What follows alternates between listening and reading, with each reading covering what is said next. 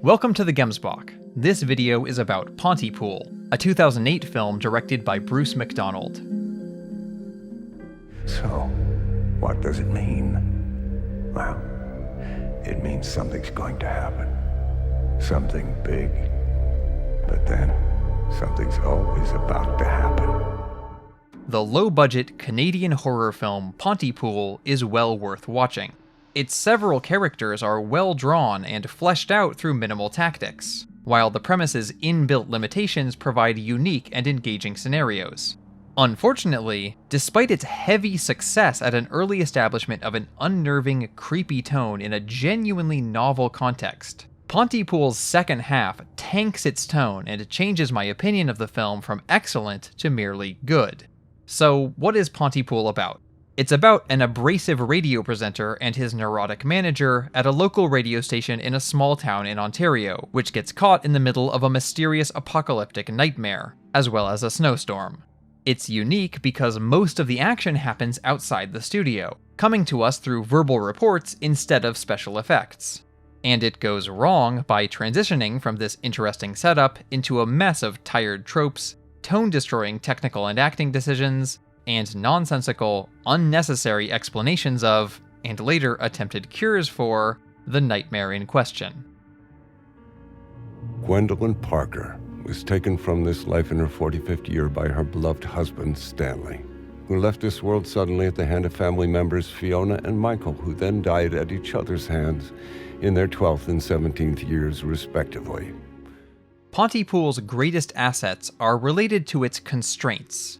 But seeing as the constraints are self-imposed, or more accurately, imposed by the screenwriter Tony Burgess, who adapted the screenplay from his novel Pontypool Changes Everything, this is not entirely a case of art from adversity. Nor is this a case of significant ingenuity in its general form, as trapping or containing characters in an enclosed space has been at the core of a number of high-profile films across the past century, including 12 Angry Men, Moon, Die Hard, Rope, Funny Games, The Breakfast Club, The Mist, and My Dinner with Andre. Rather, what makes Pontypool's premise so ingenious is the relationship between the enclosed space, the radio studio, and the outside world, the flux of informational snippets in and out of the room via phones and broadcasts. These people are getting killed out there! Oh! The characters are held inside by both a blizzard and an authoritative lockdown concerning odd reports of massive localized violence. The origin and nature of this violence remains a mystery for much of the film. Clues filter in from interviewees, a field reporter, an interviewer, and law enforcement. A series of strange riots and violent mob scenes in rural Canada. As the reports escalate in urgency, dread mounts. And the distance from the events, the second-hand nature of the information, grants it an obscurity which enhances the mystery, the unease, and, somewhat surprisingly, the horror. Let me move so I can see the... Oh! Look out! Oh God! Just as the chaotically swirling snow obscures vision, so separation from sources obscures reality. These tonal advantages of the context are bolstered by the strength of the two principal characters. Grant Mazzy is a radio personality who is used to drawing an audience through bold, opinionated broadcasts, a practice which reflects his obstreperous attitude, matches his drinking on the job, and accounts for the career trajectory which has relocated a begrudging Mazzy to this podunk station. Sydney Breyer is the fastidious and anxious manager of the station, and her concern for professionalism, along with her familiarity with the small community of Pontypool, leads her into consistent conflict with Mazzy's approach. What we have between these characters is classic dramatic tension. Two people with a common goal but incompatible methodology. You can do your whole take no prisoner thing, okay? And you'll find it funny this time? I'll find it as funny as I did the last time. The buzz, pressure, and activity of a live media source completes the scene, keeping things unsettled and loose and fast-paced. It's marvelous to see how the film manages to succeed in creating that energy with usually just 3 characters, by layering broadcast delivery over backstage chatter, research, and instruction. We still do not have an official version of these events, Okay, it sounds good. but it has been reported that up to 75 people are Sounds dead. honest. It is honest. And at least twice I that have number are CBC and injured. CFRB on the line wanting to talk to you. When the incident reports start streaming in and out, there is a raw feeling to it, as those two main characters quickly attempt to understand it and communicate it to the public in their own styles. The viewer is drawn in enough by both the well-composed, well-acted character tension and the bottled electricity of the setting to achieve that vital credulity which allows art to be effective, and which is especially important for eliciting the desired reactions of the horror genre. Sounds like a solid movie so far, right? Well, it was. But then, a cloying plot device crawls in through a window and undoes a lot of great filmmaking and storytelling in a matter of scenes. A move which the other characters are then happy to capitulate. As that statement implies, we have to advance into spoiler territory to reach the main point of this video, so you should only continue watching if you do not mind spoilers or have already seen the film. It's Dr. John Mendez. People are involved. Mendez? If it's not organized and it's You're the building that exploded. And I think he probably has quite a story to tell. Doctor, would you like to have a seat? I was ultimately disappointed by Pontypool, despite all of its merits. And the part of the film I dislike is so similar in duration to the part I like, and so logically divisible from it, that I was actually reminded of From Dusk Till Dawn, even if the genre shift is not as dramatic here as there. But at least the famous structure of From Dusk Till Dawn could boast the realization of a beloved hypothetical.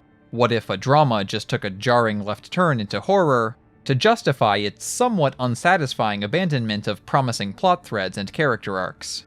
Pontypool's less abrupt move from subdued experimental horror to more formulaic zombie horror bears no such beloved progeny or justification.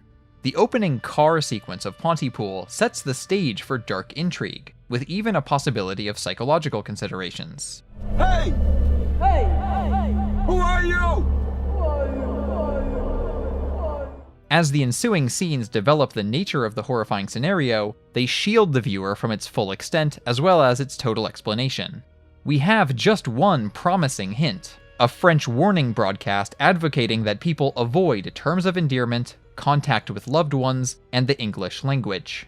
Please do not translate this message.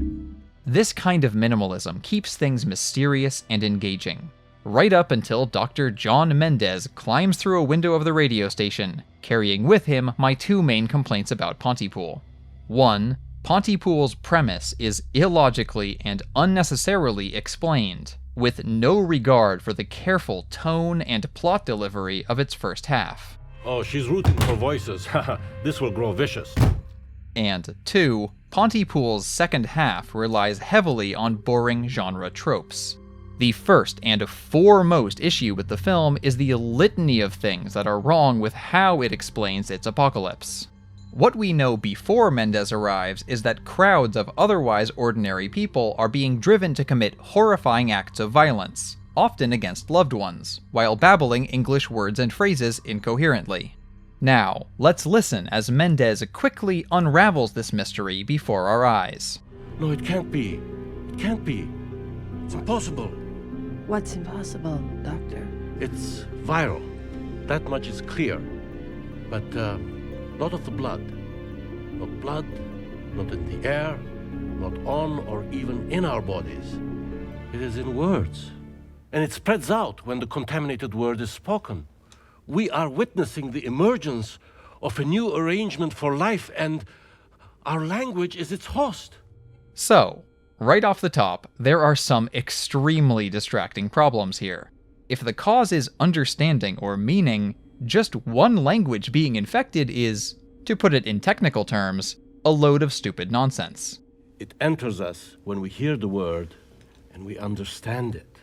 English has tons of words that are just words from other languages. Not to mention that cognates and homophones across languages are incredibly common. Do I kill the doctor? You could be illiterate and still notice this about language. If it found its way into language, it could leap into reality itself, changing everything. It may be boundless, But to avoid being infected, the characters speak Armenian and French, the latter being one of the largest etymological influences on the English language. Il est dangerous? This is portrayed as a foolproof strategy that works flawlessly throughout its employment in the film. Listen, I've got no problem with a far-fetched premise, as long as it doesn't make zero logical sense from the moment it is spat out. As I've written in the past, no plot hole necessarily ruins the movie in which it appears.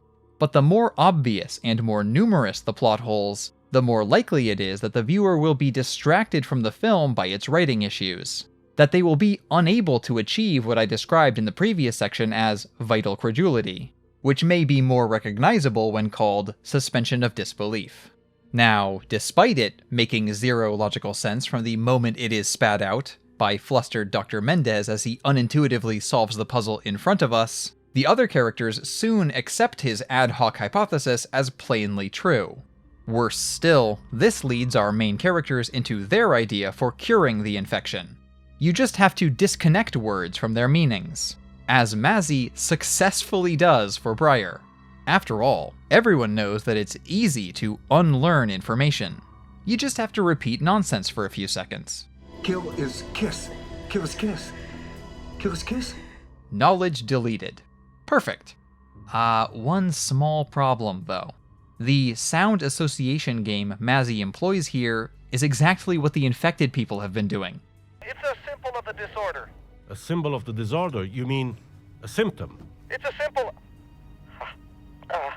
The station's traffic and weather correspondent quite obviously echoes the later cure scene during his infection scene, failing to distinguish between the words symbol, simple, and sample.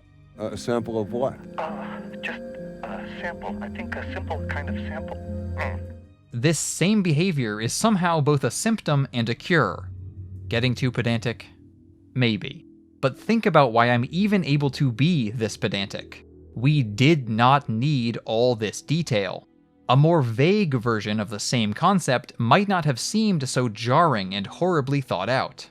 The power of horror as a genre is found precisely in the power of implication, suggestion, and psychology. Alternatively, if they absolutely had to get specific, the movie could at least have explored the idea, which it openly hints at, then completely abandons, that there is some reason that people should avoid terms of endearment, and that a large amount of the reported violence is occurring among loved ones. Turns out that's basically just a coincidence. It is apparently also mere coincidence that the first reported event of mass violence occurs in and around the medical offices of Mendez himself, and that Mendez was previously under investigation. Under investigation for writing unnecessary prescriptions. In retrospect, the film is stuffed with such clumsy red herrings or coincidences. For a more impactful example, as the situation was taking shape, I naturally assumed that there was maximal intention and significance behind the specific setting and characters selected. The idea of extreme violence spreading through language seems like clear symbolism or allegory for the potential ramifications of reactionary, exaggerated, conspiratorial media or punditry in the style of Grant Mazzy. I am trying to piss a few people off because that's how it's done. Simple as that. You see, a pissed off listener is a wide awake listener, and he ain't gonna change the station.